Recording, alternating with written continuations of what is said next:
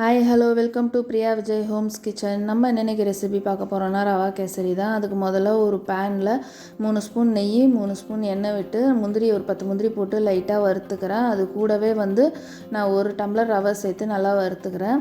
பக்கத்துலேயே நான் என்ன பண்ணியிருக்கேன், நான் ஒரு டம்ளருக்கு 2.5 டம்ளர் தண்ணி சேர்த்து நல்லா கொதிக்க வச்சுருக்கேன். அது கூட ஃபுட் கலரும் சேர்த்துக்கிட்டேன். வறுத்த ரவையோட இந்த தண்ணி நல்லா கொதிச்சதுக்கப்புறம் சேர்த்து நல்லா கிண்டி விட்டுக்கலாம். கிண்டி விடும்போது நல்லா தெறிக்கும். ஸ்டவ்வை சிம்மில் வச்சுக்கோங்க. இது ரவை வெந்து வந்ததுக்கப்புறம் நான் 1.5 டம்ளர் சர்க்கரை சேர்த்துருக்கேன். இது கரெக்டாக இருக்கும். உங்களுக்கு கூட வேணும்னா கூட கொஞ்சம் சேர்த்துக்கோங்க. இதெல்லாம் நல்லா ஒன்று சேர்ந்து வரட்டும், சர்க்கரையும் ரவையும்.